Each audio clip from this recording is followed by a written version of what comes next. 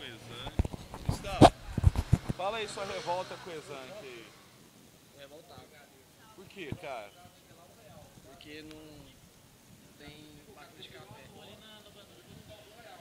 Não, fala sério. Por que você... Sai da...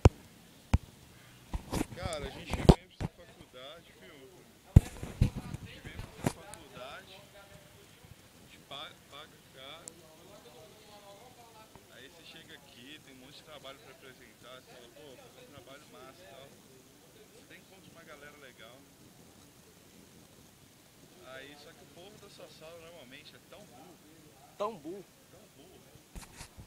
Que aí você apresenta o seu trabalho, tá, você apresenta tudo, beleza. Agora vamos assistir o trabalho do segundo grupo. Aí você não quer assistir, porque o trabalho vai ser uma merda. Você não pode nem usar o computador. Você não pode usar o computador. Às vezes pode, quando o professor é de boa, ele sabe que vai ser ruim. Ele sabe que a gente Ele não já tá em merece, plena entendeu? convicção que vai ser horrível. Isso é uma desgraça. Então, acho que pior que isso não tá acontecendo. Na UFA aconteceu comigo também, esse povo lá era muito burro. Eu não sou muito esperto pra começar conversa, mas... Tem noção, tem senso. Não, é... Nossa, que penso. bumbum da hora. Olha quem tá aqui. Olá. Tudo bem? Onde você vai, professor? Vai não. Tem bolo. Então é isso aí, galera. Se você é um desses merda de faculdade que faz trabalho só por fazer, você tem que pensar duas vezes.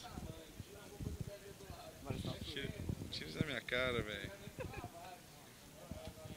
Você viu? Sabe cada coisa que você escreve, hein? Vem cá, Sibeli. Quantos megapixels? Você apagou os comentários. Filme de HD. É por A causa do... Cibele apagou os comentários que eu causa xinguei do o Pablo, Pablo de uma tadinho. bicha libélula. O que você acha Deixa a dele? libela saltitante. O que você acha dele, libélula? Eu amo ele. Não, mas não, somos Zacarias. Só ama seu pai. Somos Você Zacarias. não pode fazer isso, não. Ele dança single ladies quando chega em casa. Ele vê gospel. Ele mata a aula pra assistir Gossip Girl. O que você acha disso? Deixa, Uma pessoa dessa cada um não tem merece seu Deixa, vocês respeito. estão comentando. É, depois quer conversar com você, viu? Por quê? Eu tô achando que nós temos quase o mesmo gosto, nós temos afinidade. Você gosta de arroz e feijão? Não me bate, cretino. Falou, galera.